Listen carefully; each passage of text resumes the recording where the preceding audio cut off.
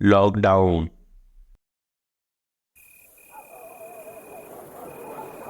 बहुत समय पहले की बात है। राकेश आंध्र प्रदेश के एक छोटे से गांव में रहता था, जिसका बॉर्डर उड़ीसा से लगा हुआ था। उन दिनों गांव में डर का माहौल था। गांव में हर हफ्ते किसी न किसी की संदिग्ध तरीके से मौत हो रही थी। हैरानी की बात यह थी कि मरने वालों के शरीर में खून की एक बूंद भी नहीं बची थी और उनके शरीर से उनका दिल भी गायब था। लोगों को यकीन था कि ये किसी पिशाच का काम है। इन सब घटनाओं से डर के गांव के लोगों ने गांव में लॉकडाउन लगा दिया। ना कोई बाहर का आदमी गांव में आ सकता था और ना ही कोई गांव का आदमी बाहर जा सकता था। राकेश गांव के पंचायत ऑफिस में काम करता था और सरकारी काम से उसे गांव से बाहर जाना पड़ता था। राकेश इन सब अफवाहों को नहीं मानता था।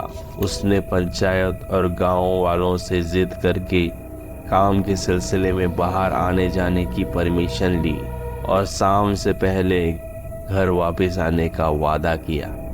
राकेश गांव में अपने माँ के साथ रहता था। उसके पिता नहीं थे। ऐसे ही राकेश काम के सिलसिले में एक दिन शहर आया हुआ था। शहर के ऑफिस में काम खत्म करते करते अंधेरा हो गया था। राकेश को उसकी माँ का फ़ोन 2-3 बार आ चुका था।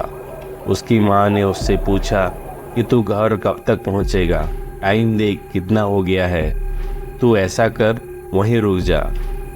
राकेश ने कहा, यहाँ ऐसे नहीं रुक सकते और यहाँ कोई इंतज़ाम भी तो नहीं है, यहाँ पर ऐसे कैसे रुकूंगा। माँ ने कहा, तो अच्छा तो जल्दी घर आ जा और सुन, उस जंगल वाले रास्ते से मत आना। दरअसल वो जंगल वाला रास्ता मेरे घर पहुंचने के लिए शॉर्टकट था, जिससे लगभग आधा घंटा कम लगता था मेरे गांव पहुंचने के लिए। मैंने ऑफिस का काम ख़त्म किया और बाहर आके अपनी स्कूटर के पास पहुंचा। उस समय वहां मेरी ही गाड़ी थी, क्योंकि बाकी सब लोग घर जा चुके थे। मेरे अलावा बस वहाँ सिक्योरिटी गार्ड और एक क्लर्क था, जिसका घर ऑफिस से लगा हुआ था।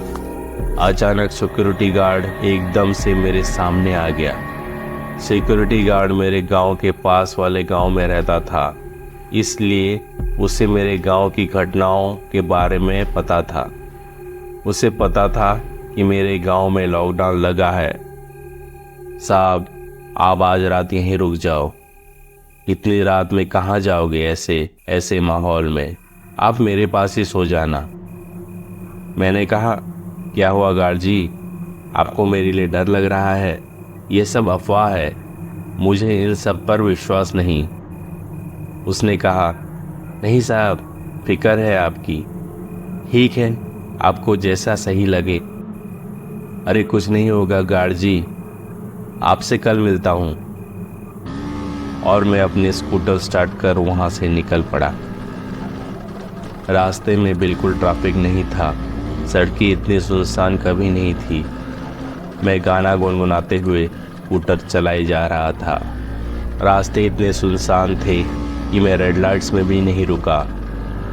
1-2 बार मेरा फ़ोन बजा पर मैं रुका नहीं। और बार बार जब फ़ोन बजा तो मैंने स्कूटर साइड में रखी। फ़ोन में देखा तो माँ का फ़ोन था। पूछ रही थी कहाँ तक पहुँचा। मैंने कहा बस 10 मिनट और फ़ोन काट दिया।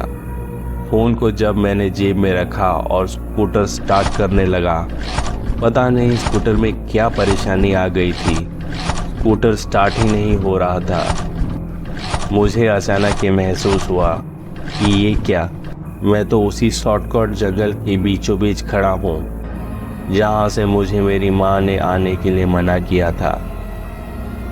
दरअसल मैंने अपनी आदत के हिसाब से वही शॉर्टकट रास्ता घर पहुँचने के लिए ले लिया था। मैं फिर से लगातार स्कूटर स्टार्ट करने की कोशिश में लग गया, पर मेरी स्कूटर स्टार्ट होने का नाम ही नहीं ले रही थी। मेरा पूरा शरीर पसीने से भीग चुका था। मेरा घर उस जगह से अभी करीब 4 किलोमीटर दूर था। कोई भी आसपास दिखाई नहीं दे रहा था जिससे मैं मदद मांग सकूं। मैं स्कूटर से उतरा और अपना हेलमेट उतार कर स्कूटर के हैंडल में रखा। जब मैंने अपना हैंडल रखा तो मैंने मिरर में कुछ देखा। मैंने झट से पीछे देखा तो कोई नहीं था। वापस से मिरर में देखा तो कुछ भी नहीं था। मैंने फिर से स्कूटर में किक मारी। अचानक मुझे लगा मेरे साइड वाले पेड़ पर जल्दी से कोई ऊपर चढ़ा है। मैंने झट से वहां देखा तो पेड़ के पत्ते हिल रहे थे पर वहां कोई दिखा नहीं। मैंने मोबाइल की लाइट से स्कूटर में गड़बड़ ढूंढने की कोशिश की। स्कूटर का इंजन देखा, टैंक में पेट्रोल चेक किया, पर सब कुछ ठीक था। मुझे कुछ समझ नहीं आ रहा था। अचानक मुझे कोई आवाज़ आई, पेड़ के पत्तों की सरसराहट की। मैं स्कूटर को धकेलते हुए थोड़ा आगे ले गया, जहाँ से स्ट्रीट लाइट की रोशनी आ रही थी। मैंने पीछे ठीक से देखा तो पेड़ के पत्ते हिल रहे थे। बाकी किसी भी पेड़ का एक भी पत्ता तक नहीं हिला। मैंने जोर जोर से किक मारनी शुरू कर दी। मारता रहा और अचानक से स्कूटर स्टार्ट हो गई। मुझे किसी के गुर्राने की आवाज़ आई। मैंने हेलमेट पहना और स्कूटर पर बैठा। मैं बैठा ही था कि मेरी नज़र मिरर पर पड़ी। पीछे से कोई बड़ी तेज़ी से मेरी तरफ भागता हुआ आ रहा था। मैंने स्कूटर में रेस दी ताकि ये बंद नहीं होनी चाहिए। स्कूटर चली पर मेरी नज़र अभी मिरर पर पड़ी हुई थी, जिसमें कोई साया बड़ी तेज़ी से दौड़ता हुआ नज़र आ रहा था। वो मेरी ही तरफ आ रहा था। सड़क पूरी तरह खाली थी और दूर दूर तक कोई नहीं था। मैं बड़ी तेज़ी से स्कूटर को भगा रहा था और थोड़ी ही दूर जाकर वो साया गायब हो चुका था। मेरा पूरा शरीर पसीने पसीने हो चुका था। मैं जल्दी से घर पहुंचा। स्कूटर को बाहर गिराकर घर के अंदर गया, दरवाज़ा बंद किया। मेरी माँ ने मुझसे पूछा कि क्या हुआ। मैंने उन्हें सारी बात बताई। माँ ने मेरे माथे पर तिलक लगाया और पानी पिलाया। माँ ने मुझसे कहा, मैंने कहा था ना, बाहर रात में खतरा है। अब कुछ दिन छुट्टी लेकर घर पर ही रहो, जब तक ये सब ठीक न हो जाए। उस रात के बाद राकेश ने शाम के बाद काम करना बंद कर दिया। वो ऑफिस में कितना भी काम हो, शाम से पहले घर पहुंच जाता था। राकेश आज भी इस सदमे से बाहर नहीं निकल पाया।